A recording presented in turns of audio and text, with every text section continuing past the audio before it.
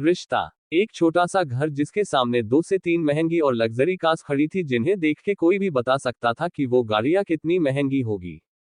वही उस घर के अंदर, घर के बीचों बीच कुछ नाश्ते का सामान रखा गया था और उस हॉल में कुछ लोग बैठ के बातें कर रहे थे। वही एक सोफे पर बैठा एक लड़का जिसकी उम्र लगभग 28 साल थी। उसके फेस पर कोई एक्सप्रेशन नहीं थे। उसकी हाइट 6.2, ब्लू स्मोकी आइज, पतले होठ, परफेक्ट नोज, गोरा रंग और मस्कुलर और परफेक्ट बॉडी। वो किसी हीरो से कम नहीं लग रहा था। वो उन सभी लोगों के बीच एकदम शांत बैठा था।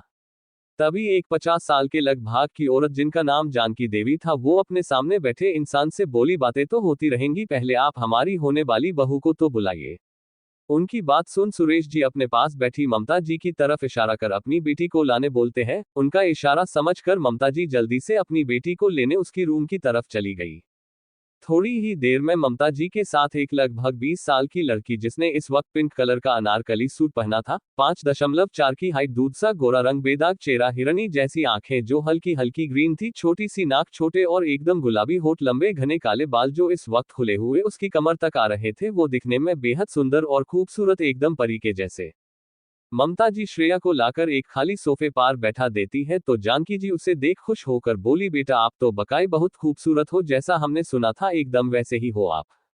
श्रेया जो अपना सर नीचे किए बैठी थी, उनकी बात सुन वो हल्के से थैंक्स बोली है। उसकी आवाज बहुत धीमी थी लेकिन किसी संगीत से कम नहीं थी। वही दूसरे सोफे पर बैठा लड़का जिसका नाम अधीर कपूर था, उसने एक नजर भी उठाकर श्रेया को नहीं देखा। वो बस वहां अपनी दादी के साथ उनके जबरदस्ती करने पर आया था।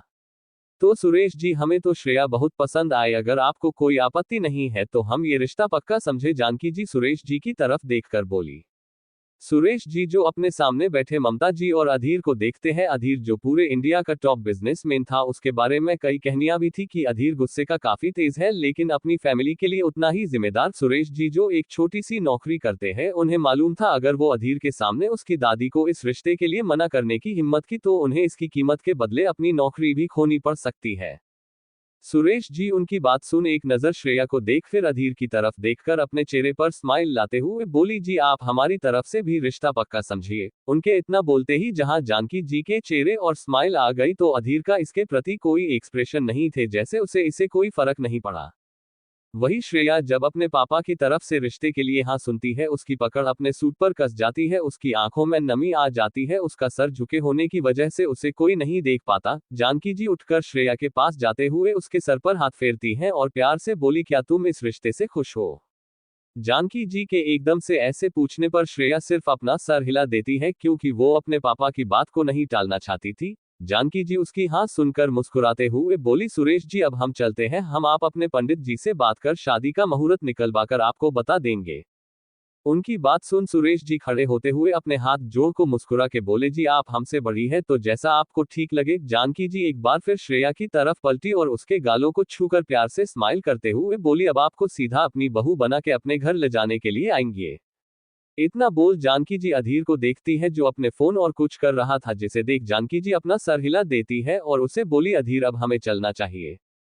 वही श्रेया जिसने अभी तक एक नजर उठाकर अपने आसपास नहीं देखा लेकिन जब उसके कानों में अधीर का नाम पड़ा उसने धीरे से अपनी गर्दन उठाकर सामने देखा को अधीर ठीक उसके सामने वाले सोफे पर बैठा हुआ था। अधीर को देख श्रेया अपनी नजरें उसे हटा ही नहीं पा रही थी। आखिर अधीर था ही इतना हैंडसम। वो एकटक अब अधीर को देखे जा रही उसे अधीर के चेहरे पर कोई एक्सप्रेशन नहीं दिख रहे थे लेकिन फिर भी श्रेया को वो काफी हैंडसम लगा। वही अधीर जब अपनी दादी की बात सुनता है तो जैसे उसके मन की हो जाती है, वो जल्दी से खड़ा होकर घर से बाहर की तरफ चला जाता है। अधीर ने एक नजर भी श्रेया को नहीं देखा क्योंकि जब से श्रेया आई थी तब से अधीर अपने फोन में बिजी हो गया। वही श्रेया अब भी वही देख रही थी जहां से अभी अभी अधीर बाहर गया था। उसका ध्यान जब टूटा जब ममता जी ने उसे खड़ा करके अपने गले से लगाते हुए बोली, मेरी बेटी इतनी बड़ी हो गई कि आज उसका रिश्ता एक इतने बड़े घराने में होने जा रहा है, मैं बहुत खुश हूं तेरे लिए बच्चा। ममता जी प्यार से उसके माथे पर किस्सी करते हुए बोली। श्रेया उसकी बात सुन बस मुस्कुरा देती है लेकिन उसका ध्यान अब भी अधीर के उस चेहरे पर था जिसपे कोई एक्सप्रेशन नहीं थे। ये सब होने के बाद श्रेया अपने रूम में चली जाती है। वही उसके मम्मा पापा आज बहुत खुश थे अपनी बेटी के लिए चटुक शादी की डेट और जाकर ले तू उससे शादी। श्रेया उसकी बात सुन बस मुस्कुरा देती है लेकिन उसका ध्यान अब भी अधीर के उस चेहरे पर था जिसपे कोई एक्सप्रेशन नहीं थे। ये सब होने के बाद श्रेया अपने रूम में चली जाती है। वही उसके मम्मा पापा आज बहुत खुश थे अपनी बेटी के लिए। आगे अधीर श्रेया के घर से सीधा अपनी किसी मीटिंग के लिए निकल जाता है। वही जानकी जी सीधे घर के लिए निकल जाती है। करीब आधे घंटे में जानकी जी की गाड़ी एक बड़े से बंगले के सामने आकर रुकी। एक गार्ड जल्दी से आया और गाड़ी का गेट खोलता है। जानकी जी अपने चेहरे पर एक मुस्कान लिए गाड़ी से उतरती है और बंगले के अंदर जाती है। जब वो घर के अंदर जा ही रही थी उनसे अचानक कोई टकरा गया। जानकी जी ने सामने देखा कि एक लड़का जिसकी उम्र 23 साल थी, लड़का जिसने एक व्हाइट शर्ट के साथ बेल्ट जींस पहनी थी, उसका चेहरा थोड़ा थोड़ा अधीर जैसा ही था लेकिन अधीर से कम हैंडसम था। वो लड़का भी अधीर की तरह ही परफेक्ट बॉडी में था। जानकी जी उसे देख खुश होते हुए बोली, रोहन बेटा आप कहाँ जा रहे हो? आप हमारे साथ आइए, हमें आपको कुछ बताना है। रोहन जो अधीर का छोटा भाई था अपनी दादी की बात सुन चुपचाप उनके साथ आकर लिविंग एरिया में लगे सोफे पर उनके पास बैठ गया। रोहन जी दादी आपको मुझसे क्या बात करनी है, जल्दी बताओ, मुझे मेरे फ्रेंड्स के साथ बाहर घूमने जाना है। दादी खुश होते हुए बोली, हम आपके भाई अधीर का रिश्ता तय करके आए हैं। रोहन जो जानकी जी की बात ध्यान से सुन रहा था अधीर की बात आते ही एकदम से खड़ा होते हुए बोला, दादी आई थिंक मुझे देर हो रही है, मैं आपसे बाद में मिलता हूँ। इतना बोला रोहन जाने लगा कि जानकी जी पीछे से बोली, कब तक उसे उस गलती की सजा देगा जो उसने की ही नहीं। उनकी बात सुन रोहन कुछ देर रुका और बिना कुछ बोल तेज कदमों से घर के बाहर निकल गया। वही जानकी जी बस उसे जाते देखती रह गई। दूसरी तरफ एक रॉयल आकर एक आलिशान बिल्डिंग के सामने आकर रुकी है, जिसने से अधीर ब्लैक थ्री पीस सूट पहने अपनी आंखों पर ब्लैक गॉगल लगाए बाहर आया और जल्दी से उस बिल्डिंग के अंदर चला गया और अपनी प्राइवेट लिफ्ट में चला गया जो सीधी अधीर के फ्लोर पर रुकती है। अधीर लिफ्ट से निकलकर अपने केबिन में जाता है और अपनी चेयर पर बैठ के अपनी आंखें बंद करके सीट से अपना सर टीका लेता है और आज जो हुआ वो सब सोचने लगता है। थोड़ी देर में उसकी केबिन के डोर पर नॉक हुआ जिसपे अधीर धीरे मगर रोबदार आवाज में कम इन बोलता है। रोनी जो अधीर का असिस्टेंट था वो अंदर आया। अधीर को गुड आफ्टरनून विश करते हुए एक फाइल उसके सामने रखते हुए बोला, सर ये मिस्टर भल्ला को फाइल जो आपने मंगाई थी। अधीर उस फाइल को देख इसे जाने को बोलता है और अपना काम करने लगता है। श्रेया के घर सुरेश जी और ममता जी की जानकी जी के साथ बात हो रही थी। जानकी जी ने उन्हें बताया कि शादी की डेट 1 महीने बाद है। उसके बाद सीधे 2 साल तक कोई डेट नहीं थी, जिसपे सुरेश जी और ममता जी भी राजी हो गए। वही जब श्रेया को मालूम चला कि शादी की डेट 1 महीने बाद है, वो जल्दी से अपने रूम में गई और किसी से कॉल पर थोड़ी देर बात करने के बाद वो घर से निकल के अपनी स्कूटी उठाए और बाहर निकल गई। थोड़ी देर में श्रेया एक रेस्टोरेंट के सामने आकर रूही वो जल्दी से अपनी स्कूटी को पार्किंग में लगा के उस रेस्टोरेंट के अंदर चली गई। उसने इधर उधर देखा और जल्दी से एक टेबल के पास जाकर थोड़े गुस्से से बोली, तुम्हें शर्म नहीं आती? यहाँ मेरी शादी तय हो गई और तुम इतने आराम से ये यहाँ खा पी रहे हो। उस टेबल पर श्रेया की ही एज का एक लड़का बैठा था जो दिखने में हैंडसम था। उसके हाथ में इस वक्त एक बर्गर था जिसे वो खा रहा था, लेकिन श्रेया की बात सुन वो लड़का श्रेया की तरफ देख के स्माइल करते हुए बोला, अरे क्यूटी इतना गुस्सा क्यों हो रही हो, जरा आराम से बैठ तो लो, ठंडा पियो। वो लड़का कोल्ड ड्रिंक देते हुए बोला। श्रेया उसे घूरते हुए उसके सामने बैठते हुए गुस्से से बोली, राहुल यार तू हर बात को मजाक में ले रहा है। तुम्हें मालूम है ना मम्मा पापा ने एक तो मेरी मर्जी के बगैर शादी के लिए हाँ कर दी, ऊपर से अब ये शादी की डेट में क्या करूं, मुझे अभी शादी नहीं करनी यार। वेरी श्रेया टेबल पर हेड डाउन करते हुए बोली। अरे क्यूटी क्यों इतनी टेंशन ले रही है, अंकल आंटी ने तेरे लिए फैसला लिया है तो सही ही होगा, अब चल जस्ट चील कर और ये खा। राहुल श्रेया को बर्गर खिलाते हुए बोला। श्रेया घूरकर राहुल को देखती है और उसने से एक बाइट खा लेती है। राहुल भी उसे खाता देख स्माइल करने लगा। थोड़ी देर में उन्हें अपने पीछे से एक लड़की की आवाज आती है, क्यों वे चिंपांजी तू मेरी बेइज्जती पर लाइन मार रहा है, भूल मत अब उसकी शादी होने वाली है। उस लकड़ी की आवाज सुन राहुल का मुंह बन गया। वही श्रेया उसकी बात सुन हंसने लगी। राहुल पीछे देखता है जहां दोनों की ही एज की एक खूबसूरत लकड़ी खड़ी थी। वो चलकर उनके पास आए और राहुल के कंधे और हाथ रखते हुए वापस बोली, क्या यार चिंपांजी तू कितना खाता है, अब जरा इस सूखी लकड़ी को खिलाओ पिलाओ ताकि ये अपनी शादी तक फिट सेट हो जाए। वो लड़की हंसते हुए बोली। श्रेया और राहुल रूही की बात सुन एकदम से खड़े होकर उसे पकड़ लेते हैं कि रूही जल्दी से उनसे दूर होते हुए हंसते हुए बोली, अच्छा सॉरी मैं मजाक कर रही थी। श्रेया और राहुल उसे देख अपना सर हिला देते हैं, जिसपे रूही श्रेया राहुल के गले में हाथ डाल के बोली, यार राहुल मुझे ना हमारी श्रेया के लिए एक गाना गाने का मन के रहा है, तू कहे तो गा दूं। राहुल भी रूही के बात में हाँ मिलाते हुए बोला, हाँ जरूर। उसकी हाँ सुनते ही रूही ने चिल्ला के गाना गाना शुरू कर दिया। जा कर ले तू उससे शादी, फर शुरू तेरी बर्बादी, यो धोएगी तू कच्छे और गंदे बाटन, देखेगी सास बहू और दूरदर्शन बन के रह जाएगी तू हाउस बीवी, और 24 घंटे तेरा यार होगा ऑन टीवी। राहुल भी रूही के साथ श्रेया को आसपास घूमते हुए गाना गाने लगा। वही श्रेया बस दोनों को गुस्से से घूर रही थी। वही वो दोनों अपनी ही मस्ती में गाना गाए जा रहे थे। राहुल, श्रेया और रूही तीनों एक ही कॉलोनी में बड़े हुए हैं। तीनों ने एक साथ अपना स्कूल कंप्लीट किया था और तीनों एक साथ एक ही कॉलेज में भी है। राहुल, श्रेया और रूही का दोस्त कम सहेली जड़ा था। चथरी, हल्दी और मेहंदी। जा कर ले तू उससे शादी, फर शुरू तेरी बर्बादी। यो धोएगी तू कछे और गंदे बाटन, देखेगी सास बहू और दूरदर्शन बन के रह जाएगी तू हाउस बीवी, और 24 घंटे तेरा यार होगा ऑन टीवी। राहुल भी रूही के साथ श्रेया को आसपास घूमते हुए गाना गाने लगा। वही श्रेया बस दोनों को गुस्से से घूर रही थी। वही वो दोनों अपनी ही मस्ती में गाना गाए जा रहे थे। आगे धीरे धीरे ये 1 महीना कैसे निकाल गया किसी को पता ही नहीं चला। आज श्रेया के घर पर काफी चेलपेल थी क्योंकि आज श्रेया की हल्दी थी। श्रेया अपने रूम में येलो कलर का लहंगा पहने बैठी थी जिसने वो काफी खूबसूरत लग रही थी। उसी के पास में रूही भी येलो कलर का फ्रॉक सूट पहने उसके पास ही बैठी उसे तैयार के रही थी। कपूर मैंशन। अधीर ने भी आज येलो कलर का कुर्ता और व्हाइट पेंट पहनी थी जिसमें वो कुछ ज्यादा ही हैंडसम लग रहा था। अधीर की हल्दी में ज्यादा लोगों को नहीं बुलाया। उसने कुछ ही गिने चुने लोग थे जिसमें अधीर का बेस्ट फ्रेंड राज अपनी बीवी के साथ आया था। अधीर की हल्दी गार्डन में थी। गार्डन के बीचों बीच हल्दी के लिए एक स्टेज बनाई गई थी। अधीर अपने दोस्त राज के साथ बाहर आया और अपनी जगह और बैठ गया। सबसे पहले दादी ने आगे आकर अधीर को हल्दी लगाई। उनके बाद राज और नेहा ने अधीर को हल्दी लगाई। कम उसे हल्दी से नहला ज्यादा दिया। ऐसे ही सबके हल्दी लगाने के बाद अधीर की नजर स्टेज से दूर खड़े रोहन पर गई।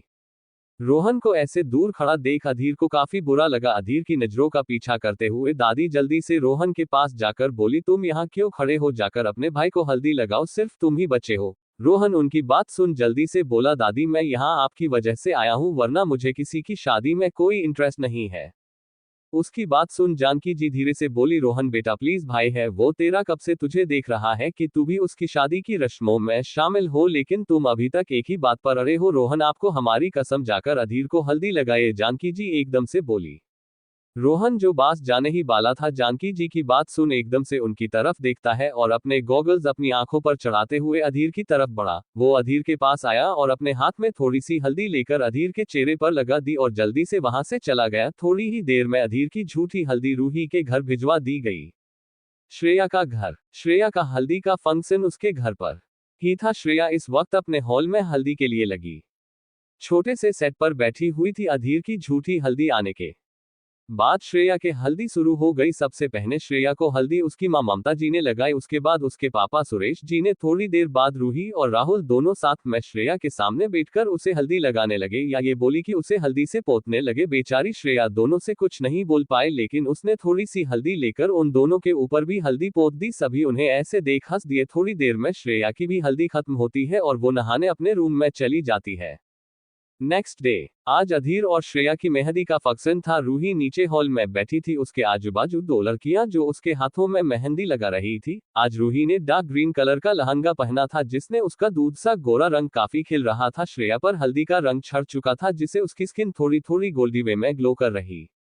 श्रेया के पास रूही भी अपने हाथों में मेहंदी लगवा रही थी। तो वही राहुल की हालत रूही ने टाइट कर रखी थी। वो राहुल से कभी पानी मांगती तो कभी जूस तो कभी कुछ और, जिससे राहुल बहुत परेशान हो चुका था। श्रेया उन दोनों को देख हंस रही थी कि एक मेहंदी वाली लकड़ी श्रेया से बोली, आपके होने वाले हस्बैंड का नाम क्या है? श्रेया जो उन 2 कार्टूनों को देखने में बिजी थी, उस लड़की की बात सुन एकदम से बोली अधीर। लेकिन जब उसे रियलाइज हुआ कि उसने एकदम से क्या बोला तो वो खुद की बात याद के ब्लश करने लगी। वही पास में बैठी रूही उसकी बात सुन से उससे छेड़ते हुए बोली, ओहो देखो तो किसी को अपने होने वाले AGOG का नाम कैसे रटा हुआ है। इतना बोला रूही हंसने लगी तो श्रेया उससे घूर कर बोली, हाँ तो नाम ही मालूम है मुझे बस। हाँ तो हम कहाँ कुछ बोल रहे हैं, अब तो शादी होने वाली है तो नाम क्या, तुझे उनके बारे में वो सब मालूम चल जाएगा जो एक पत्नी को मालूम होना चाहिए। रूही उसकी तरफ अपनी आंख बिंक करते हुए बोली। रूही की बात कम मतलब श्रेया को समझ में आ जाता है, जिसपे वो उसे आंखें दिखा के चुप कर देती है। कपूर मैंशन। अधीर अपने हाथों में मेहंदी लगवाने के लिए तैयार नहीं हो रहा थी। सभी के समझाने पर उसने बस थोड़ी सी मेहंदी अपने हाथों पर लगवा ली। जब मेहंदी वाली लकड़ी ने अधीर से श्रेया का नाम पूछा तो वो चुप रह गया, क्योंकि उसे तो अब तक श्रेया का नाम तक मालूम नहीं था। राज उसे अधीर के पास बैठा था। अधीर के कुछ ना बोलने और बोला, भाई बता ना मेरी होने वाली भाभी का क्या नाम है? पूर्ण विराम। अधीर उसकी बात सुन धीरे से अपनी कठोर आवाज में बोला, मुझे नहीं मालूम। राज जो कोल्ड ड्रिंक पी रहा था अधीर की बात सुन सारी कोल्ड ड्रिंक उसके पास बैठी नेहा जो मेहंदी लगवा रही थी उसके ऊपर उड़ा देता है। नेहा उसके ऐसे करने पर गुस्से में बोली, राज क्या पागल हो गए हो, मेरे सारे कपड़े खराब कर दिए, अब मैं इन्हें चेंज कैसे करूंगी। अरे बेबी तुम इतना गुस्सा क्यों कर रही हो, महीना मैं तुम्हारे कपड़े बदल दूंगा, राज अपनी ही मस्ती में बोल देता है। नेहा पैर पटकते हुए रूम की तरफ चली गई, उसके पीछे पूछे राज भी मिमियाते हुए चला गया। राज की शादी को अभी 2 महीने ही हुए थे इसलिए दोनों ऐसे ही लड़ते झगड़े रहते थे। अधीर अब भी चुपचाप बैठा था तभी जानकी जी उसके पास आए और उसे सर पर हाथ फेरते हुए मुस्कुरा के बोली, श्रेया। श्रेया नाम है मेरे अधीर की पत्नी का। वो लकड़ी हाँ में सर हिला देती है और श्रेया का नाम आराम के हाथ पर लिख देती है। इसी तरह अधीर और श्रेया की मेहंदी खत्म होती है। दोस्तों लाइक कमेंट कर दो और मेरी स्टोरी को रेटिंग देकर मुझे बताओ कि मेरी स्टोरी कैसी है। Please guys like comment for शादी पार्ट 1। नेहा पैर पटकते हुए रूम की तरफ चली गई, उसके पीछे पूछे राज भी मिमियाते हुए चला गया। राज की शादी को अभी 2 महीने ही हुए थे इसलिए दोनों ऐसे ही लड़ते झगड़े रहते थे। अधीर अब भी चुपचाप बैठा था तभी जानकी जी उसके पास आए और उसे सर पर हाथ फेरते हुए मुस्कुरा के बोली, श्रेया। श्रेया नाम है मेरे अधीर की पत्नी का। वो लकड़ी हाँ में सर हिला देती है और श्रेया का नाम आराम के हाथ और लिख देती है। इसी तरह अधीर और श्रेया की मेहंदी खत्म होती है। आगे आज श्रेया और अधीर की शादी थी। श्रेया का घर छोटा होने की वजह से उसकी शादी घर से ना होकर अधीर के ही एक होटल से हो रही थी जो जानकी जी के कहने पर सुरेश जी मान गए थे। कपूर मैंशन। आज अधीर की बारात जानी थी जिसके चलते पूरे कपूर मैंशन में चहल पहल थी। सभी लोग तैयार होकर नीचे हॉल में खड़े अधीर का इंतजार कर रहे थे क्योंकि हमारा हीरो अभी तक तैयार होकर नीचे नहीं आया था। थोड़ी ही देर में अधीर सभी को सीढ़ियों से नीचे उतरता हुआ दिखा जिसे देख के सभी की आंखें मानो उसी पर टिक गई हो। अधीर ने इस वक्त गोल्डन कलर की शेरवानी पहनी थी जिसपे उसने उसी की मैचिंग का सेहरा भी पहना था। हाथ में कटार और कंधे पर गोल्डन दुपट्टा, पर चेहरे पर कोई एक्सप्रेशन नहीं। वो चुपचाप आकर नीचे खड़ा हो गया। आज वो किसी रियासत के राजकुमार से कम नहीं लग रहा था। उसे देख आज कोई भी लड़की उस पे अपना दिल हिल हार जाए। दादी उसे देख उसकी नजर उतारते हुए उसकी आरती करती है और उसके सुने माथे पर तिलक कर देती है और थोड़ी ही देर में सभी लोग मेंशन से बाहर आकर देखते हैं एक घोड़ी को बहुत अच्छे से सजा धजा के बाहर खड़ा किया गया है। उसके आसपास बैंड बाजा भी। राज खुश होते हुए अधीर को अपने साथ उस घोड़ी के पास लेकर उस पर उसे बैठा देता है। पास में खड़ा घोड़ी का मालिक अधीर के ऊपर एक छत्र कर देता है। अब अधीर पूरा रॉयल प्रिंस लग रहा था। शादी मैंशन से थोड़ी दूरी पर बने होटल से थी इसलिए सभी ने आधा रास्ता गाड़ियों से तय किया और आधा पैदल चलते हुए तो नाचते हुए सभी ने अधीर की शादी में खूब डांस किया सिवाय रोहन के। रोहन चुपचाप अपनी गाड़ी में उनके पीछे जा रहा था। अधीर बार बार पीछे आ रही रेड स्पोर्ट्स कार को देख रहा था जो रोहन की थी जिसे राज नोटिस कर लेता है। वो अधीर को एक नजर देख जल्दी से रोहन की कार के पास गया और उसे जबरदस्ती अपने साथ खींचकर बीच में डांस करवाने लगा जिसे देख अधीर के चेहरे पर छोटी सी मुस्कान आ गई लेकिन वो जल्दी ही छिप जाती है। होटल में होटल के एक कमरे में श्रेया दुल्हन के जोड़े में तैयार होकर बैठी थी। उसने इस वक्त डार्क रेड कलर का लहंगा पहना हुआ था जो उसके गोरे रंग पर बहुत जच रहा था। श्रेया ने इस वक्त लहंगे की मैचिंग की ज्वेलरी पहनी हुई थी। आज वो भी कहीं की राजकुमारी से कम नहीं लग रही थी लेकिन उसके चेहरे पर बेचैनी साफ दिख रही थी। वो अपने पास बैठी रूही से बोली, यार मुझे बहुत डर लग रहा है, पता नहीं मैं वहां एडजस्ट कर भी पाऊंगी कि नहीं। रूही जिसने आज डार्क पर्पल कलर का लहंगा पहना हुआ था वो भी आज बहुत खूबसूरत लग रही थी। वो रूही को तैयार करते हुए बोली, यार शादी से पहले ये डर हर लड़की को लगता है, तू चिल्ला मार यार। रूही उसे शांत करते हुए बोली, लेकिन मुझे बहुत डर लग रहा है, कैसे ये नए रिश्ते नए घर, मेरा मतलब यार। श्रेया आंखें बंद करते हुए बोली। रूही जो श्रेया को डरा हुआ देख उसका माइंड डाइवर्ट करते हुए बोली, अच्छा ये सब छोड़, तू मुझे ये बता तूने तेरी फर्स्ट नाइट के लिए क्या प्लान है। रूही शरारत से वापस बोली, बता अपनी फर्स्ट नाइट को स्पेशल बनाने के लिए तूने कुछ यूनिक सी नाइटी खरीदी भी है या नहीं जैसी हमने मूवीज में देखी थी, winking face winking face. Roohi की बात सुन श्रेया के हाल एकदम से कश्मीरी सेब की तरह लाल हो गया। वो उसे आंख दिखाते हुए बोली, यहाँ मैं तुझे अपनी परेशानी बता रही हूँ और तू है कि फालतू की बकवास करके मुझे और डरा रही है। अरे मेरी जान मैं तुझे डरा कहाँ रही हूँ, मैं तो पूछ रही हूँ अगर तू नहीं लाए हो तो मैं अभी जाकर लेकर आओ ताकि जीजा जी तुझे भोंदू ना समझे। रूही उसके गाल को खींचकर हंसते हुए बोली। श्रेया उससे अपना गाल छुड़ाते हुए बोली, कोई जरूरत नहीं है, तू बस चुपचाप मेरे पास रहे। ऐसे ही रूही उसे छेड़ते हुए तैयार कर देती है। थोड़ी देर में उन्हें ढोल नगाड़ों की आवाज आती है जिससे उन्हें मालूम चल जाता है कि बारात आ गई। रूही वापस श्रेया को छेड़ते हुए बोली, लो आ गए तुम्हारे पियाजी तुमको लेने। उसकी बात सुन श्रेया बस उसे आंखें दिखा देती है। बाहर अधीर गेट पर खड़ा था। ममता जी उसकी आरती उतार उसे अंदर लाती है। थोड़ी देर में पंडित जी अधीर को मंडप में बुलाते हैं और अधीर मंडप में बैठ के विधि करने लगता है। थोड़ी देर में पंडित जी श्रेया को लाने की बोलते हैं, जिसपे ममता जी श्रेया को लेने चली जाती है। थोड़ी देर में श्रेया नीचे आती है। श्रेया को देख शादी में आए लड़कों की नजर तो जैसे श्रेया से हट ही नहीं रही थी। वही राहुल तो एकटक श्रेया को देखने में ही खो गया। वो खुद के मन में बोला, मेरी क्यूटी कितनी प्यारी लग रही थी, काश मैंने जो सोचा था वो सच हो पाता, लेकिन खैर मैं मेरी क्यूटी के लिए बहुत खुश हूँ। अधीर, जिसने अभी तक श्रेया को नजर उठा के देखा तक नहीं, लेकिन राज जो उसके पास खड़ा था, उसने अधीर की तरफ झुकते हुए कहा, यार भाभी तो बला की खूबसूरत है, तेरे तो भाग्य ही खुल गए, एक नजर देख तो ले। राज के बोलने पर अधीर श्रेया को एक नजर देखने को उठाता है, लेकिन श्रेया को देखते ही अधीर तो जैसे अपनी नजरें उसे हटाना ही भूल जाता है। श्रेया आज कहीं की राजकुमारी से कम नहीं लग रही थी। अधीर तो एकटक श्रेया को देखने में ही खो गया। उसकी वो झुकी हुई हिरनी जैसी आंखों में काजल, होठों पर डार्क रेड लिपस्टिक, नाक में नथनी, श्रेया आज कहर ढा रही थी। अधीर का ध्यान श्रेया से जब हटा, जब श्रेया के उसके पास बैठाने के बाद पंडित जी ने मंत्र पढ़ने शुरू किए, अधीर अपने होश में आकर जल्दी से उसे अपनी नजरें हटा लेता है। वही श्रेया ने अभी तक एक नजर उठा के अधीर को नहीं देखा। शादी पार्ट -2। राज के बोलने पर अधीर श्रेया को एक नजर देखने को उठाता है, लेकिन श्रेया को देखते ही अधीर तो जैसे अपनी नजरें उसे हटाना ही भूल जाता है। श्रेया आज कहीं की राजकुमारी से कम नहीं लग रही थी। अधीर तो एकटक श्रेया को देखने में ही खो गया। उसकी वो झुकी हुई हिरनी जैसी आंखें में काजल, होठों पर डार्क रेड लिपस्टिक, नाक में नथनी, श्रेया आज कहर ढा रही थी।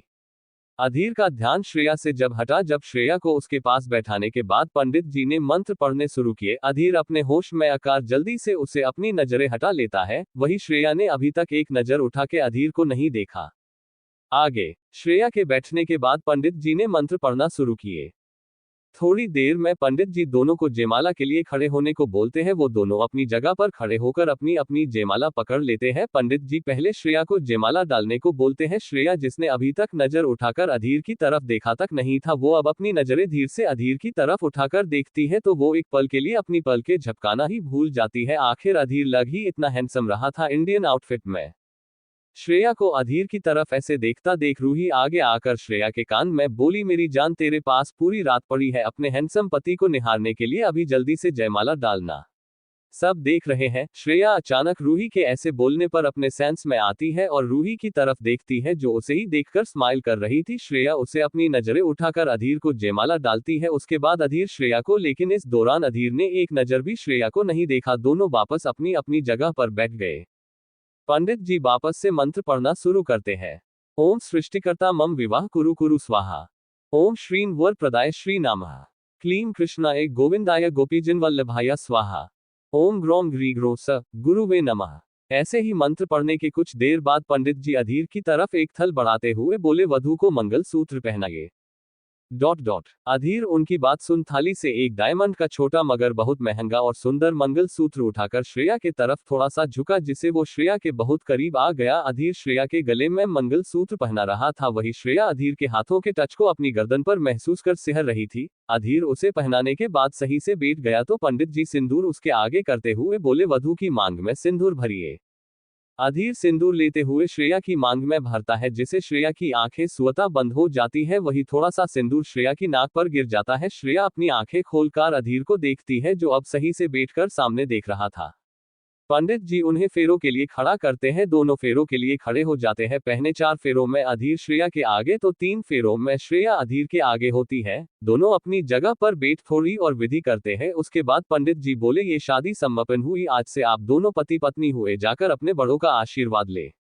अधीर और श्रेया दोनों अपनी जगह से उठकर सबसे पहले दादी के पास जाकर उनके पैर छूते हैं। उसके बाद श्रेया के माँ और पापा के पास, ऐसे ही राजनेहा और राहुल और रूही भी दोनों को गले लग के बधाई देते हैं। लेकिन इन सब में एक टेबल पर दूर बैठा रोहन ये सब देख रहा था जैसे वो कोई बाहर का गेस्ट हो। अधीर भी उससे एक नजर देखता है, लेकिन रोहन उसे अपनी नजरें फेर लेता है। थोड़ी देर बाद सभी का खाना पीना हुआ। अब बारी थी श्रेया की विदाई की। श्रेया अपनी मम्मा के गले लगकर रो रही थी, वही अधीर चुपचाप खड़ा होकर उसे देख रहा था। ऐसे ही रूही अपने पापा रूही और राहुल के गले लगकर रो रही थी। थोड़ी देर बाद श्रेया को अधीर की गाड़ी में बैठाकर उसे विदा कर देते हैं। वही बाकी सब भी विदा लेकर होटल से निकल जाते हैं। गाड़ी में श्रेया अभी भी सुबक रही थी, लेकिन अधीर को जैसे उससे कोई मतलब ही नहीं था। वो अपने फोन में बिजी था। करीब आधे घंटे बाद अधीर की गाड़ी कपूर मैंशन में रुकती है, जो किसी दुल्हन की तरह सजा हुआ था। अधीर गाड़ी से उतरकर घर के गेट पर देखता है कि सभी लोग उनसे पहले ही घर के गेट पर खड़े थे। अधीर के बाहर निकलने पर श्रेया भी धीरे से गाड़ी के बाहर आती है और अधीर के बराबर में खड़ी हो जाती है। दादी दोनों को घर की चौखट पर खड़े होने को बोलती है, फिर दोनों की आरती कर श्रेया के सामने चावल से भरे कलश को अपने सीधे पैर से गिराने को बोलती है। श्रेया उनकी बात मान वैसा ही करती है। उसके बाद आलते की थाल में पैर डुबो के उस सफेद चादर पर अपने पैरों की छाप छोड़ने को बोलती है। श्रेया भी ऐसा ही करते हुए घर के अंदर आती है। दादी दोनों को सबसे पहले घर के मंदिर में लेकर जाती है। अधीर जो कभी पूजा नहीं करता है, लेकिन अपनी दादी के कहने और इसे साथ जाना पड़ा। श्रेया मंदिर में हाथ जोड़ भगवान से अपने नए जीवन के लिए आशीर्वाद लेती है, लेकिन अधीर एक्सप्रेशन लेस चेहरे के साथ बस वहां चुपचाप खड़ा था। थोड़ी देर में दादी दोनों को एक रूम में लेकर गई, जहां एक बड़ी सी तस्वीर में दो लोग खड़े थे। उनमें से एक अधीर के पापा रंजीत कपूर तो दूसरी अधीर की मां रेखा थी, जिनकी फोटो पर हार लगा था। दादी श्रेया को दोनों के बारे में बताती है। श्रेया आगे बढ़ उनके सामने रखा दिया जलाकर उनके के सामने हाथ जोड़ती है, लेकिन अधीर इस वक्त भी बस चुपचाप खड़ा था। उसे देखकर कोई नहीं बता सकता था कि उसके मन में क्या चल रहा था। थोड़ी देर में दोनों हॉल में आते हैं तो देखते हैं हॉल में इस वक्त सिर्फ राज और नेहा ही खड़े हैं। रोहन आते ही अपने कमरे में चल गए। दादी रोहन को ना देख उसे आवाज देते हुए बोली, रोहन, रोहन कहाँ है? आप जल्दी यहाँ आइए। रोहन दादी की आवाज सुन अपने रूम से बाहर आता है। रोहन, दादी आपने बुलाया? जानकी जी, हाँ हमने देखा आप श्रेया से शादी में भी नहीं मिले, अब आप घर आते ही अपने कमरे में चले गए, इधर आओ। रोहन दादी की बात सुन एक नजर अधीर को देख दादी के पास जाता है। दादी श्रेया को राज की तरफ इशारा करते हुए बोली, श्रेया ये राज अधीर के बचपन का दोस्त और ये इसकी पत्नी नेहा। राज और नेहा श्रेया को हेलो बोलते हैं। श्रेया भी स्माइल करते हुए हेलो करती है। उसके बाद दादी रोहन की तरफ इशारा करते हुए बोली, ये तुम्हारे पति का छोटा भाई यानी तुम्हारा देवर रोहन। श्रेया रोहन की तरफ देखी है तो रोहन की तरफ से कोई प्रतिक्रिया ना करने पर बस अपना सर हिला देती है। श्रेया को रोहन का बिहेव कुछ अगल लगा, लेकिन उसे किसी से कुछ नहीं कहा। थोड़ी देर ऐसे ही रहने के बाद दादी श्रेया को नेहा के साथ अधीर के रूम में भेज देती है। वही अधीर अपने स्टडी रूम में चला जाता है। थोड़ा सा प्यार करूंगा। उसके बाद दादी रोहन की तरफ इशारा करते हुए बोली, ये तुम्हारे पति का छोटा भाई यानी तुम्हारा देवर रोहन। श्रेया रोहन की तरफ देखी है तो रोहन की तरफ से कोई प्रतिक्रिया ना करने पर बस अपना सर हिला देती है। श्रेया को रोहन का बिहेव कुछ अगल लगा, लेकिन उसे किसी से कुछ नहीं कहा। थोड़ी देर ऐसे ही रहने के बाद दादी श्रेया को नेहा के साथ अधीर के रूम में भेज देती है। वही अधीर अपने स्टडी रूम में चला जाता है।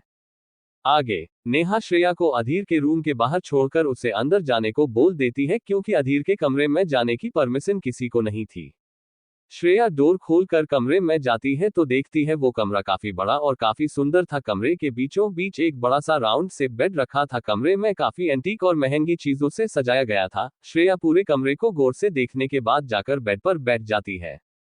दूसरी तरफ अधीर अपने स्टडी रूम में बैठा था। उसके सामने राज भी बैठा ड्रिंक कर रहा था। राज अधीर को देखकर बोला, बहुत रात हो गई, मेरे ख्याल से अब तुझे भाभी के पास जाना चाहिए, वो तेरा वेट कर रही होंगी। अधीर उसकी बात सुन अपना सर हिलाते हुए स्टडी रूम से अपने रूम की तरफ चला जाता है।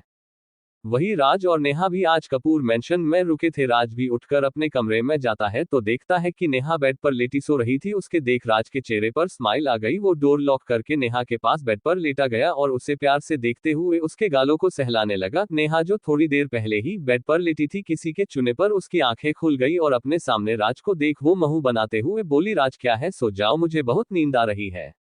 लेकिन राज उसे तो जैसे कुछ सुनाए ही नहीं दिया। वो नेहा की तरफ झुकते हुए हल्के से उसके होठों को अपने होठों से छूकर उसे किस करने लगता है। अचानक उसके ऐसे करने पर नेहा उसे खुद से दूर करने की कोशिश करती है, लेकिन राज उसके हाथों को पकड़कर अपने गले में डाल लेता है। थोड़ी देर स्ट्रगल करने के बाद नेहा भी उसकी किस में इन्वॉल्व हो जाती है, जिसे राज की सॉफ्ट किस पैशनेट किस में बदल जाती है। थोड़ी देर बाद राज नेहा के ऊपर से उठाते हुए अपनी शर्ट के बटन खोलकर अपनी शर्ट को साइड में फेंक देता है। उसे ऐसा करते देख नेहा, जिसका चेहरा किस की वजह से लाल पड़ चुका था, वो धीरे से बोली, राज प्लीज आज नहीं ना, आज मैं काफी थकी हुई हूँ। नो बेबी आज नहीं, प्लीज बस थोड़ी देर प्यार करूंगा, प्लीज मान जाओ ना। राज नेहा के नाइट सूट को खोलते हुए बोला। नेहा राज की तरफ देखती है, जिसकी आंखों में आज उसके लिए अलग ही नशा दिख रहा था, जिसे देख नेहा आगे कुछ नहीं बोली और राज को उसके मन की करने देती है। राज वापस नेहा के ऊपर आते हुए उसे किस करने लगा। राज ने अब नेहा के सारे कपड़े उतार दिए और दोनों के ऊपर एक ब्लैंकेट डाल लिया। राज नेहा को किस करते हुए अपने बॉक्सर को भी उतार देता है, जिसकी वजह से नेहा राज की हार्ड बॉडी को अपनी सॉफ्ट बॉडी पर फिल कर पा रही थी, जिसकी वजह से नेहा का चेहरा शर्म से लाल पड़ने लगा और सांस तेज हो गई।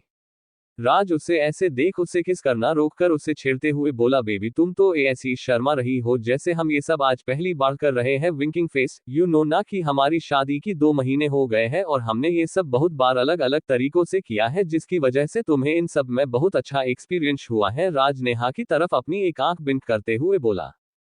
राज की बात सुन नेहा उसे गुस्से में घूरते हुए बोली, शट अप। राज उसको चिढ़ता देख हंसते हुए उसे वापस किस करने लगा। थोड़ी देर में राज नेहा की आंखों में देखता है जो उसी की तरफ देख रही थी। I love you. Raj Neha की आंखों में देखते हुए बोला। नेहा भी अब उसके गले में अपनी बाहों का हार डालते हुए प्यार से बोली, लव यू टू। इतना बोल नेहा ऊपर उठाते हुए राज के होठों को किस करने लगी। राज नेहा को किस करते हुए धीरे से नेहा को बॉडी में एंटर करता है, जिसकी वजह से नेहा के नाखून राज के कंधे में धंसा जाते हैं। थोड़ी देर ऐसे ही रहने के बाद राज अपनी बॉडी को मूवमेंट करने लगा, जिसकी वजह से नेहा आहें भरने लगी। राज और नेहा अपनी दुनिया में खो गए। वहीं दूसरी तरफ अधीर के रूम में अधीर जब कमरे में आया तब रात के 12 बज गए थे। अधीर जब अपने कमरे आया जो सामने का नजारा देख उसकी बोएं आपस में मिल गई, क्योंकि सामने श्रेया अधीर के बेड पर उसका इंतजार करते करते ही सो गई थी। अधीर रूम में आया और बेड के पास खड़ा खड़ा होकर थोड़ी तेज आवाज में बोला, उठो। श्रेया जो अभी थोड़ी देर पहले ही सोई थी, किसी की तेज आवाज सुन वो अचानक से हड़बड़ा के उठकर बैठ गई। जब उसने अपनी नींद से भरी आंखों से सामने अधीर को खड़े देखा तो उसकी तो नींद जैसे हवा हो गई। वो जल्दी से सही से उठकर बैठ गई।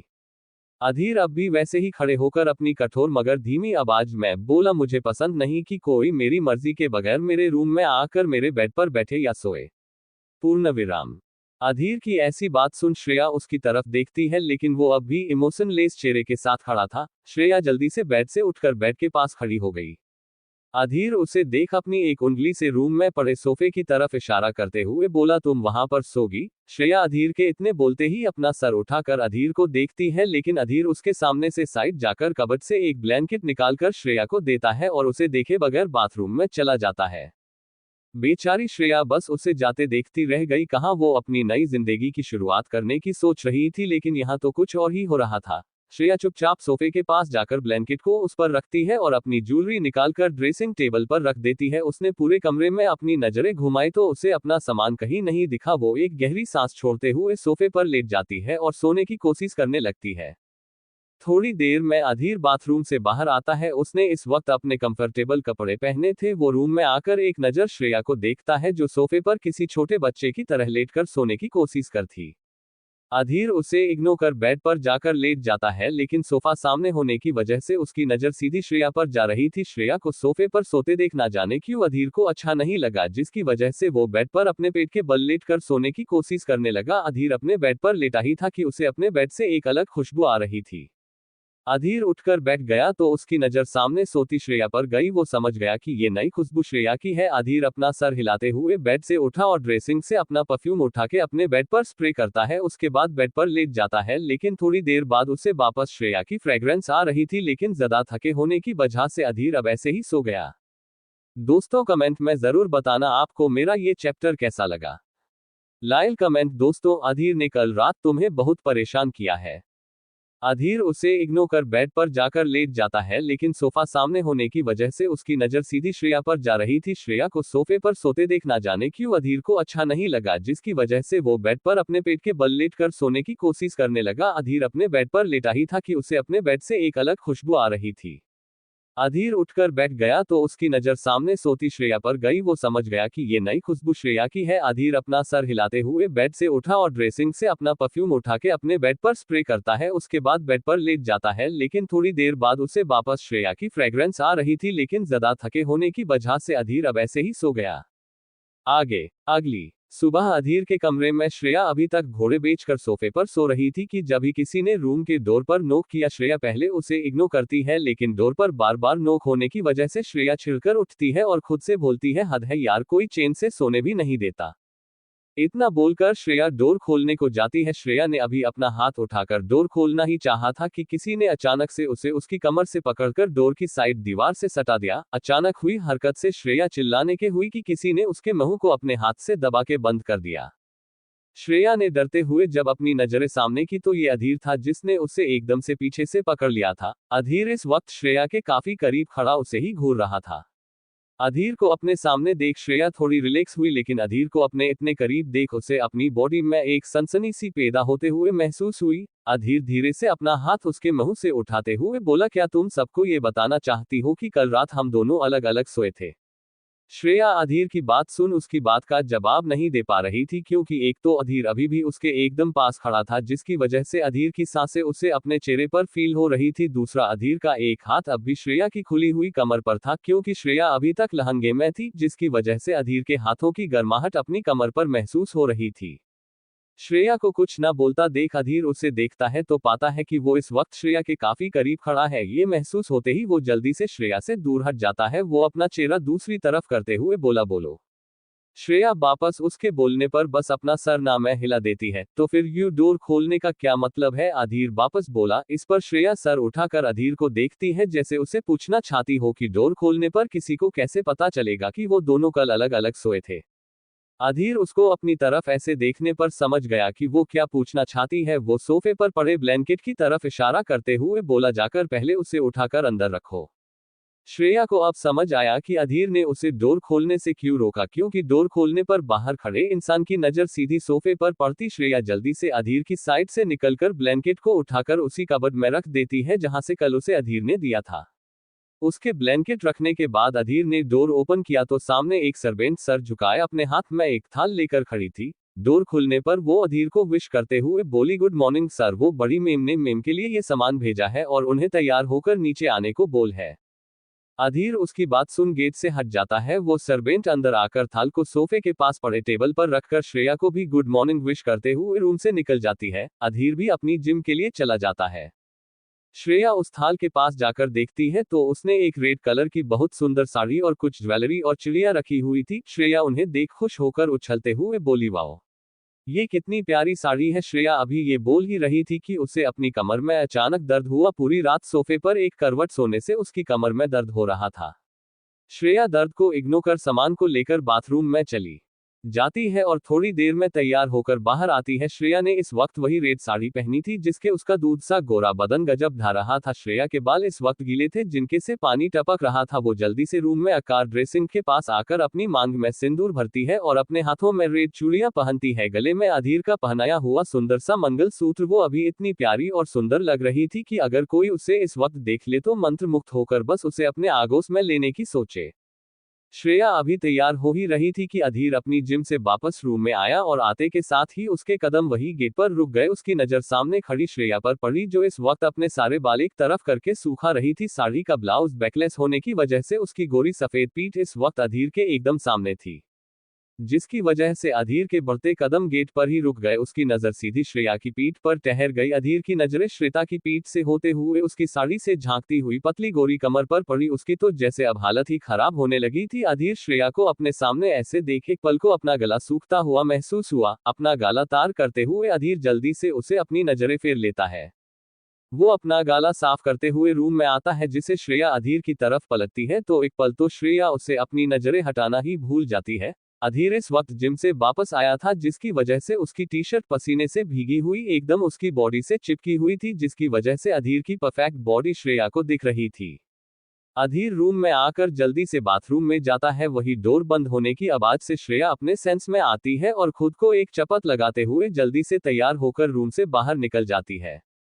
श्रेया जल्दी से नीचे आती है तो देखती है हॉल में जानकी जी बैठी सुबह की चाय की चुस्की ले रही थी। श्रेया उनके पास जाकर सबसे पहले उनके पैर छूती है, जिसपे दादी उसे सदा सुहागन रहने का आशीर्वाद देती है। दादी श्रेया को ऊपर से नीचे तक देखती है। आज श्रेया एकदम नई नवेली बहू लग रही थी। दादी प्यार से उसके सर पर हाथ फेरते हुए बोली, आप एकदम हमारी रेखा की तरह लग रही हो। श्रेया उनकी बात सुन स्माइल कर देती है।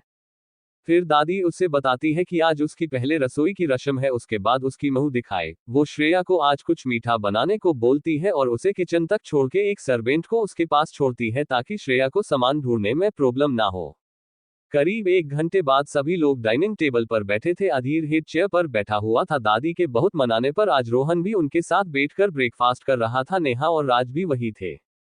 थोड़ी देर में श्रेया अपने हाथों में एक बड़ी सी ट्रे लेकर आती है, जिसके सभी के लिए कटोरियों में खीर थी। श्रेया सभी को एक एक करके खीर सर्व करती है और वही साइड में खड़ी हो जाती है। खीर को देखते ही नेहा श्रेया को छेड़ते हुए बोली, अरे वाह, श्रेया, खीर तो अधीर की फेवरेट है, तुम्हें कैसे पता चला? कहीं कल रात अधीर ने तुम्हारे साथ कुछ कुछ करने की जगह अपनी पसंद नापसंद गिनवाने में ही तो नहीं निकाल दी? वैसे तुम्हें देखकर लग तो नहीं रहा जिस तरह तुम बार बार अपनी कमर को सहला रही हो, लगता है अधीर ने कल रात तुम्हें बहुत परेशान किया है, नहीं? विंकिंग फेस, टंग आउट टंग आउट। नेहा की बात सुन अधीर चेहरे पर कोई एक्सप्रेशन नहीं आए। वही श्रेया की तो रंगत ही बदल गई, उसके चेहरे से लेकर कान तक शर्म की वजह से लाल पड़ने लगे थे। उसने शर्म से अपना चेहरा नीचे झुका लिया ताकि उसके चेहरे की रंगत को कोई देख ना सकते। लेकिन नेहा, वो तो आज श्रेया को छेड़ने के फुल मूड में थी। वो अपने हाथों पर अपना चेहरा टिकाते हुए बोली, उफ्फा, तुम्हारा ये शर्माना कल की सारी दस्ता बता रहा है। नेहा इतना बोल हंसने लगी। वही उसकी बारिश सुन राज और दादी भी हंस रहे थे। वही रोहन बस संत सा बैठा था। दादी श्रेया की तरफ देखते हुए नेहा को डटाते हुए बोली, अरे बस भी करो, अब मेरी बहू को छेड़ना देखो कैसे इसका चेहरा लाल पड़ गया है। ऐसा लग रहा है जैसे अब तुमने उसे थोड़ा और छेड़ा तो बेचारी का चेहरा शर्म की लाली से ही फट जाएगा। दादी हंसते हुए बोली। नेहा भी उनकी बात सुन हंस देती। दादी श्रेया को भी ब्रेकफास्ट के लिए बोलती है तो श्रेया बाद में करूंगी बोलकर वही खड़ी रहेगी। है तुम्हारा ही पति है, रूम में घूर लेना।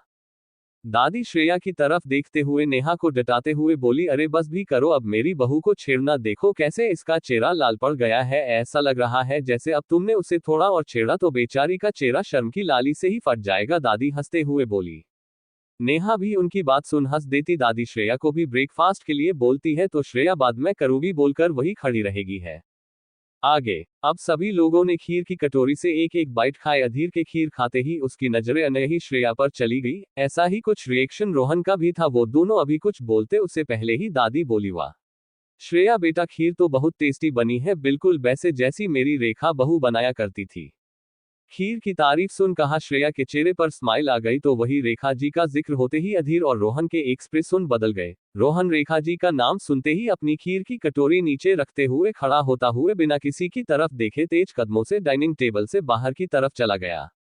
रोहन को ऐसे जाते देख अधीर भी अपनी कटोरी नीचे रख देता है तो वही दादी की आंखें थोड़ी नम हो जाती है। रोहन के ऐसे उठकर जाने पर राज और नेहा भी चुप हो जाते हैं। माहौल को अचानक गंभीर होते देख दादी खुद को नॉर्मल करते हुए बोली, शायद कोई जरूरी काम याद आ गया होगा इसलिए चला गया, तुम सभी अपना अपना ब्रेकफास्ट खत्म करो। दादी की बात सुन सभी वापस चुपचाप खाने लगे तो वही रोहन को अचानक ऐसे जाने पर श्रेया बस उसे देखते रह गई। पता नहीं क्यों लेकिन उसे रोहन का बिहेव बहुत अजीब लगता था। रोहन के जाने के बाद अधीर भी थोड़ा बहुत खाता है और जरूरी काम बोलकर घर से निकल जाता है। उसके थोड़ी देर बाद राज और नेहा भी हॉस्पिटल चले जाते हैं। नेहा और राज पेशे से दोनों बहुत बड़े डॉक्टर थे।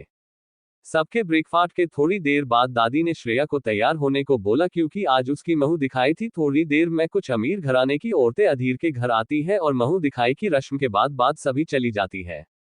दादी रूही को अपने कमरे में बुलाती है और उसकी पहली रसोई की रस्म पर उसे कपूर खानदान का खानदानी हार देती है जो काफी एंटीक और महंगा था। श्रेया उसे लेकर अपने कमरे में आराम करने चली जाती है क्योंकि शाम को दोनों की शादी की खुशी में एक छोटी सी पार्टी थी। शाम के 7 बजे पार्टी के लिए घर के गार्डन को तैयार किया गया था। अधीर भी आज जल्दी ऑफिस से आ गया और तैयार होने अपने रूम में चला गया। श्रेया को तैयार करने के लिए मेकअप आर्टिस्ट आई थी जो श्रेया को दूसरे रूम में तैयार कर रही थी। मेहमानों का आना शुरू हो गया था जिनका स्वागत जानकी जी और राज दोनों मिलकर कर रहे थे। रोहन भी गार्डन में मौजूद था। उसने भी आज वॉच शूट पहना था जिसने वो गजब लग रहा था। श्रेय के पेरेंट्स और उसके दोनों दोस्त भी आ गए। थोड़ी देर में अधीर शान से गार्डन में आता हुआ दिखा। अधीर ने इस वक्त ब्लैक टैक्सिको सूट, पैरों में हैंडमेड शूज, एक हाथ में महंगी रिस्ट वॉच पहने हुआ था। आज भी उसके चेहरे पर कोई एक्सप्रेशन नहीं थे। अधीर की पर्सनैलिटी इस वक्त इतनी चार्मिंग लग रही थी कि लड़कियां उसे देखा है भर रही थी। अधीर को देखकर कोई बता ही नहीं सकता था कि अधीर की एज 28 है। वो देखने पर 24 या 25 साल का ही लगता था। अधीर आकर अपने बिजनेस रिलेटेड लोगों से मिलने लगा और उनसे बातें करने लगा। थोड़ी देर बाद गार्डन में एक सॉफ्ट म्यूजिक प्ले हुआ। उसी के साथ श्रेया धीरे से चल के गार्डन में आए। उसे देखकर पार्टी में आए जितने भी लड़के थे उनकी तो नजरें श्रेया से हटने का नाम ही नहीं ले रही थी। श्रेया ने इस वक्त स्काई कलर के गाउन पहना हुआ था, गले में डायमंड का शेड, कानों में डायमंड के छोटे छोटे एयर रिंग, उसने बालों के मेसी बन बनाया हुआ था, वही होठों और रेड लिपस्टिक और चेहरे पर थोड़ा थोड़ा मेकअप। श्रेया इस वक्त किसी परी से कम नहीं लग रही थी। अधीर जो किसी से बात करने में बिजी थी, अचानक उसकी नजर श्रेया पर पड़ी तो एक पल को तो वो भी अपनी नजरें श्रेया से हटाने ही भूल गया। आखिर वो आज इतनी प्यारी और सुंदर जो लग रही थी। अधीर के पास खड़ा राज उसके कान के पास जाकर धीरे से बोला, जाकर भाभी को लेकर आ। पूर्ण विराम। राज की बात सुन अधीर उसे देखता है तो राज उससे जाने का इशारा करता है। अधीर एक नजर सभी को देखता है, उसके बाद श्रेया को जो चुपचाप खड़ी थी। अधीर एक गहरी सांस छोड़ते हुए श्रेया की तरफ जाता है। वही अपनी तरफ आते अधीर को देखकर श्रेया की नजरें अधीर पर ही टिक गई। वो अधीर को देखने में इतना खो गई कि अधीर कब उसके पास आकर उसके सामने अपना हाथ बढ़ता है, लेकिन उसे कुछ होश ही नहीं था कि अधीर उसके सामने खड़ा उसके हाथ देने का वेट कर रहा है। श्रेया को अधीर की तरफ हाथ बढ़ता ना देख नेहा जल्दी से जाकर उसे थोड़ा हिलाने हुए बोली, श्रेया तुम्हारा ही पति है, उसे पार्टी के बाद आराम से रूम में घूर लेना। नेहा की आवाज सुन श्रेया बड़बड़ाते हुए अपना हाथ अधीर के हाथ पर रखती है, जिसपे सभी लोग स्माइल करने लगते हैं। श्रेया इसकी वजह से थोड़ा सा ब्लश करने लगी, जिससे उसके चेहरे की रंगत हल्की हल्की गुलाबी हो गई। अधीर श्रेया को अपने साथ स्टेज पर लेकर जाता है और दोनों वहां खड़े हो जाते हैं। थोड़ी देर में मेहमान अधीर और श्रेया को शादी की बधाई देने जाते हैं। उन सभी मेहमानों में एक शख्स जिसके हाथों में ड्रिंक थी, वो जब से श्रेया गार्डन में आई थी उसकी नजरें उसे उठ ही नहीं रही थी। वो शख्स अपनी ड्रिंक खत्म करने के बाद स्टेज की तरफ गया और स्टेज पर जाकर अधीर की तरफ हाथ बढ़ाते हुए बोला, कांग्रेचुलेसन मिस्टर कपूर, आखिर आपने शादी कर ही ली, वो भी खुद से इतनी छोटी लड़की से। वो हंसते हुए बोला। अधीर सामने देखता है, वो एक ठीक ठाक दिखने वाला इंसान जो अधीर की ही एज का था। अधीर उसे देख अपना हाथ उसे मिलाते हुए बोला, थैंक्स मिस्टर भल्ला। वो शख्स विक्रम भल्ला था, पेशे से बिजनेसमैन, लेकिन लड़कियों के मामले में उतना ही कैरेक्टरलेस। उसके लिए लड़कियां सिर्फ अपनी जरूरत पूरी करने का जरिया था, लेकिन वो कॉलेज टाइम से अधीर के ग्रुप में था।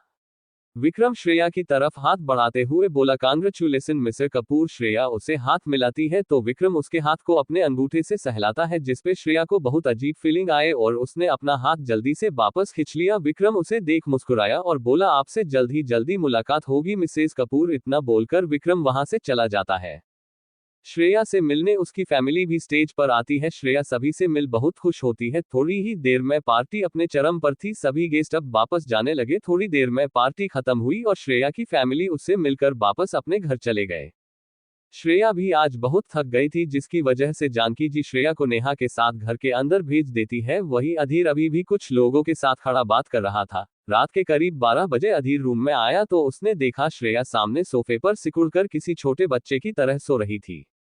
अधीर रूम में आकर बाथरूम की तरफ जाता है, लेकिन उसके कदम बीच में रुक गए। वो वापस रूही की तरफ गया और उसका नीचे पड़ा ब्लैंकेट उसे वापस उड़ा देता है। अधीर की नजर अब श्रेया के चेहरे पर रुक गई। सोते हुए श्रेया किसी मासूम बच्चे की तरह लग रही थी। वो दुनिया भर की मासूमियत अपने चेहरे पर ओढ़ के सो रही थी। सोने की वजह से श्रेया के होठों का पाउट बना हुआ था, जिसकी वजह से वो इस वक्त बहुत प्यारा लग रहा था।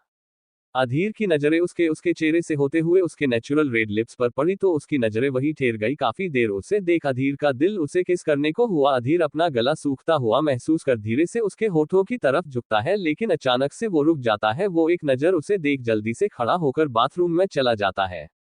थोड़ी ही देर में अधीर अपने कपड़े बदलकर रूम में वापस आकर अपने बेड पर लेट जाता है और एक नजर श्रेया को देख वो पलटकर अपने पेट के बल लेट के सोने की कोशिश करने लगा। थोड़ी देर में वो सो जाता है। अधीर की जान अटकी जिप में। अधीर की नजरें उसके नेचुरल रेड लिप्स पर पड़ी तो उसकी नजरें वही ठहर गई। काफी देर उसे देख अधीर का दिल उसे किस करने को हुआ। अधीर अपना गला सूखता हुआ महसूस कर धीरे से उसकी तरफ झुकता है, लेकिन अचानक से वो रुक जाता है। वो एक नजर उसे देख जल्दी से खड़ा होकर बाथरूम में चला जाता है। थोड़ी ही देर में अधीर अपने कपड़े बदलकर रूम में वापस आकर अपने बेड पर लेट जाता है और एक नजर श्रेया को देख वो पलटकर अपने पेट के बल लेट के सोने की कोशिश करने लगा। थोड़ी देर में वो भी सो जाता है। आगे अगली सुबह अधीर अपने डेली रूटीन के हिसाब से जल्दी उठ जाता है। वो उठाकर सामने देखता है तो अनायास ही उसके चेहरे पर छोटी सी स्माइल आ जाती है, क्योंकि सामने श्रेया ब्लैंकेट में लिपटी फर्श पर पड़ी थी। वो ब्लैंकेट में किसी बिल्ली के बच्चे की तरह सिकुड़कर सो रही थी। वो इस वक्त बहुत ही प्यारी लग रही थी, जिसके चलते अधीर के चेहरे पर मुस्कान आ गई। वो बेड से उठा और चलकर श्रेया के पास गया। अधीर श्रेया के पास अपने पैरों पर बैठकर कुछ देर उसे निहारता है, फिर अपना सर हिलाते हुए धीरे से संभलकर श्रेया को फर्श से उठाकर अपनी बाहों में ले लेता है। श्रेया उसके बाहों में उठाने पर थोड़ा कसमसाए और अपना चेहरा अधीर के सीने में छुपाकर वापस सो जाती है। वही अधीर उसके ऐसे करने पर एकदम से जम जाता है, क्योंकि श्रेया की गर्म सांसें उसे अपने सीने पर फील हो रही थी, जिसे अब वो अनकंफर्टेबल हो रहा था। वो जल्दी से आगे बढ़ते हुए श्रेया को वापस सोफे पर ना सुलाकर बेड की तरफ बढ़ा। उसने श्रेया को बहुत आराम से बेड पर लेटाया, जिसकी वजह से वो श्रेया के ऊपर थोड़ा झुका गया।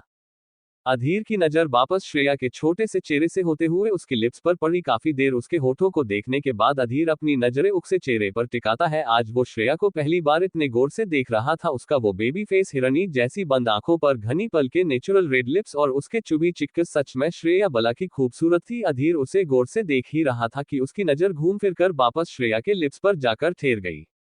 सोने की वजह से उसके होठों का पाउट बना हुआ था जिसने वो बहुत प्यारी और अट्रैक्टिव लग रही थी अधीर को। अधीर अने ही श्रेया के होठों की तरफ बढ़ जाता है। अधीर के होठ श्रेया के होठों को चुने ही वाले थे। अचानक किसी ने डोर नॉक किया, जिसे अधीर का ध्यान तो नहीं टूटा लेकिन हमारी श्रेया की नींद जरूर टूट जाती है। श्रेया ने जैसे ही अपनी आंखें खोली, अधीर को अपने इतने करीब और अपने ऊपर देख वो एकदम से हड़बड़ा जाती है, जिसकी वजह से वो अधीर को धक्का दे देती है।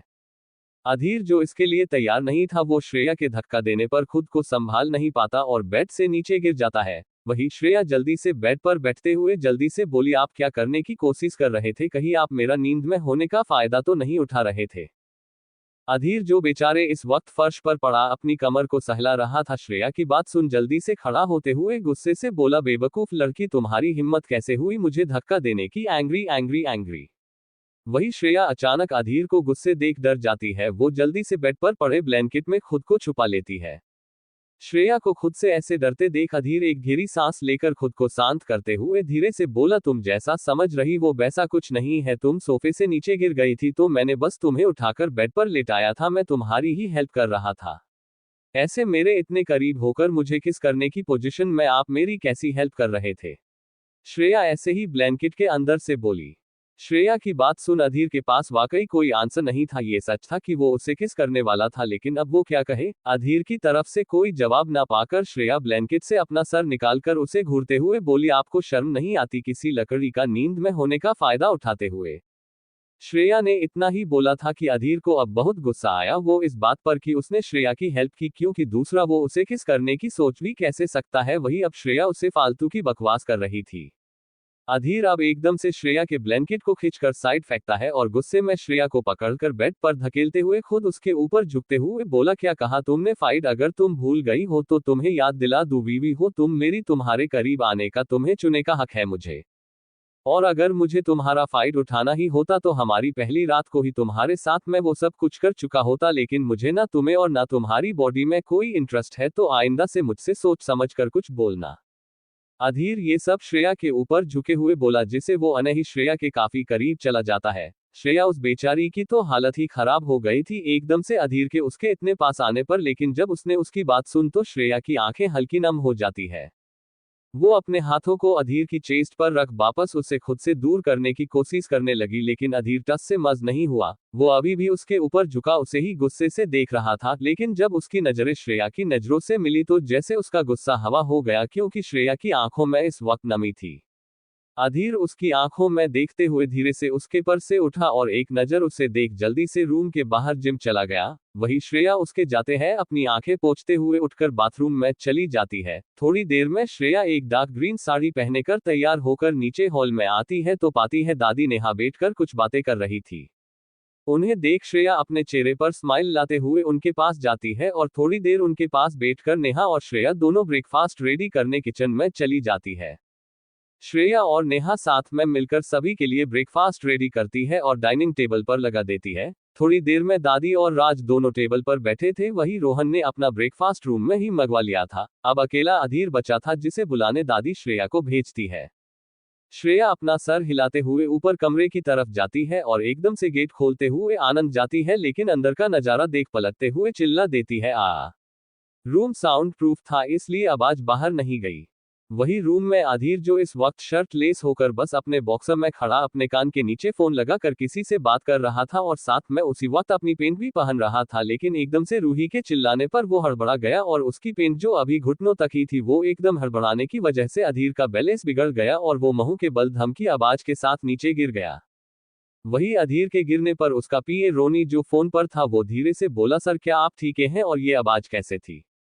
रोनी की बात सुन अधीर थोड़े गुस्से से बोला, मैं बाद में बात करता हूं, और फोन कट कर देता है। वही श्रेया को जब अधीर के गिरने के आवाज आए वो वापस पलट के देखती तो अधीर जमीन पर पड़ा हुआ था। श्रेया जल्दी से आगे जाकर उसकी उठने में हेल्प करते हुए बोली, आप ठीक है? लेकिन अधीर खड़ा होकर उसका हाथ झटक देता। वही श्रेया अधीर को देख वापस उसे पीट करके खड़ी हो जाती है। अधीर भी अब जल्दी जल्दी अपनी पेंट पहनकर उसकी जीप लगाता है तो उसके मुंह से एकदम से हा की चीख निकल जाती है, क्योंकि अधीर का बॉडी पार्ट जिप की चपेट में आ गया, जिससे उसे एकदम से दर्द हुआ और वो चीख उठा। वही अधीर के एकदम से चिल्लाने पर श्रेया से पीछ पलट कर देखती है तो अधीर अपने उस पार्ट के हिस्सा पर अपने हाथ रखे आंखें बंद करके चेहरे पर दर्द की लकीर लेकर खड़ा था। श्रेया उसे ऐसे देख तुरंत समझ गई कि अधीर का बॉडी पार्ट जिप में अटक गया है, जिसके वजह से उसे दर्द हो रहा है। श्रेया जल्दी से हरकत में आए और जाकर सीधे अधीर के सामने बैठ उसके हाथों को वो वहां से हटाकर उसकी जिप को खोलने का ट्राई करने लगी। वही अचानक से श्रेया को खुद के सामने ऐसे बैठे देख और अपनी बॉडी के उस हिस्सा पर श्रेया के हाथों का हल्का हल्का टच महसूस कर अधीर की तो अब हालत अब और भी ज्यादा खराब होने लगी थी। वो ही गाइस, आपको मेरा चैप्टर कैसा लगा प्लीज लाइक एंड कॉमेंट करके जरूर बताना। मिलते हैं नेक्स्ट पार्ट में। चिट रात को ज्यादा परेशान तो नहीं करता। वही अधीर के एकदम से चिल्लाने पर श्रेया एकदम से पीछ पलट कर देखती है तो अधीर अपने उस पार्ट के हिस्सा पर अपने हाथ रखे आंखें बंद करके चेहरे पर दर्द की लकीर लेकर खड़ा था। श्रेया उसे ऐसे देख तुरंत समझ गई कि अधीर का बॉडी पार्ट जिप में अटक गया है, जिसके वजह से उसे दर्द हो रहा है।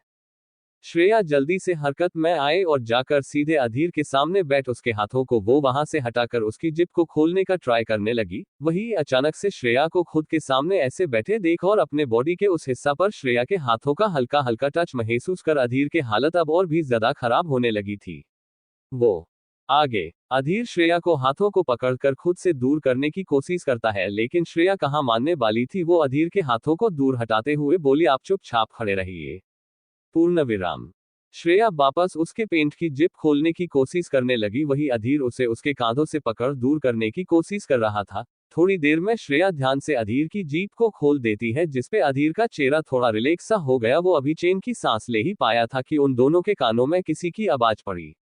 सॉरी आई थिंक मैं गलत टाइम पर आ गई, मैंने कुछ नहीं देखा। You guys carry on. ये नेहा थी जो श्रेया और अधीर के काफी देर तक नीचे ना अपने पर उन दोनों को बुलाने आई थी और आते के साथ ही एक झटके में डोर ओपन करते हुए रूम में घुस गई। लेकिन रूम का नजारा देख वो तेजी से पलटते हुए एकदम से बोली, क्योंकि श्रेया की पीठ इस वक्त डोर की तरफ थी और अधीर का फेस डोर की तरफ था। श्रेया इस वक्त अधीर के सामने घुटनों के बल बैठी उसकी कमर को छुपा रही थी, जिसकी वजह से अगर कोई उन्हें पीछे से देखे तो उन्हें गलत ही समझेगा कि वो दोनों अपने प्राइवेट मोमेंट्स में थे। वही अधीर भी शर्ट लेस होकर खड़ा था, जिसे नेहा ने उन्हें गलत समझ पीछे पलट कर जल्दी से रूम का डोर बंद कर बाहर निकल गई। वही नेहा को ऐसे जाते देख पहले तो श्रेया को कुछ समझ नहीं आया कि नेहा अचानक ऐसे क्यों भाग गई। उसने अपना सर उठाकर अधीर को देखा, जो जलती हुई निगाह से उसे ही देख रहा था। उसने श्रेया को उसकी बाजू से पकड़कर खड़ा करते हुए बोली, बेवकूफ लकड़ी, तुम्हें जरा भी अक्ल है कि नहीं? जब मैं तुम्हें मना कर रहा था कि मुझे तुम्हारी हेल्प नहीं चाहिए तो तुम्हें सुनाई नहीं देता। अधीर उसे एकदम से छोड़ते हुए बोला, पता नहीं नेहा क्या सोच रही होगी हमारे बारे में। ऊपर से मैनर्स नाम की कोई चीज है ही नहीं कि किसी के रूम में जाने से पहले डोर नॉक किया जाता है। तुम्हारी तरह बेधड़क मुंह उठाकर रूम में घुस आए और तुम्हें अचानक रूम में देखकर ये सब हुआ, ये तुम्हारी वजह से हुआ है, वो गुस्से में बोला। वही श्रेया एक पल को अधीर के गुस्से से डर जाती है, लेकिन उसकी बात सुनते ही वो भी गुस्से में भर गई। वो अपनी कमर पर हाथ रखते हुए बोली, हेलो, आप भूल रहे हो तो आपको याद दिला दूं, मेरी शादी हुई है आपसे, तो इस रूम में मेरे भी उतना हक है जितना आपका। सुबह तो बड़े हक याद दिला रहे थे कि मैं आपकी बीवी हूं, तो अब क्यों भूल गए? और अपने कमरे में आने के लिए कोई नोक नहीं करता। और दूसरी बात, आप दर्द में थे जिसकी वजह से मैंने आपकी हेल्प की, मुझे कोई शौक नहीं था आपकी हेल्प करने का। नेक्स्ट टाइम से चाहे तो सर फुड़वा कर आइएगा, तब भी हेल्प नहीं करूंगी। और अगर आप कपड़े बदल ही रहे थे तो डोर लॉक नाम की एक चीज होती है, उससे यूज कर लेते तो ये सब होता ही नहीं। अनअम्यूज्ड। और रही बात नेहा दी की, तो मैं उन्हें बता दूंगी कि हम ऐसा कुछ नहीं कर रहे थे। इतना बोला श्रेया बिना अधीर पर ध्यान दिए रूम से बाहर निकल जाती है। वही बेचारा अधीर तो शॉक्ड होकर श्रेया को देखता रहा था कि जिसके सामने दुनिया की बोलने की हिम्मत नहीं होती, आज उसे उसकी ये छोटी सी वाइफ इतना कुछ सुना कर चली गई। अधीर डोर की तरफ देख के खुद से बोला, तुम्हें तो मैं बाद में देखूंगा, जस्ट वेट एंड वॉच। इतना बोलकर अधीर जल्दी से अपने कपड़े पहनने लगा।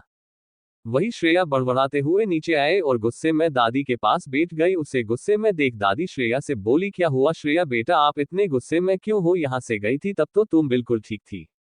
श्रेया उनके पूछने पर कुछ बोल पाती उससे पहले नेहा, जो श्रेया को देख शरारत से मुस्कुरा रही थी, वो बोल पड़ी, अरे दादी, जरूर आपके पोते ने ही कुछ ऐसा वैसा किया होगा, अब नई नई शादी हुई है तो कुछ ना कुछ ऐसा होता ही रहता है जिसे बेचारी बीवियां गुस्सा हो जाती है ना श्रेया। विंकिंग फेस नेहा श्रेया की तरफ अपनी एक आंख बिंक करते हुए बोली।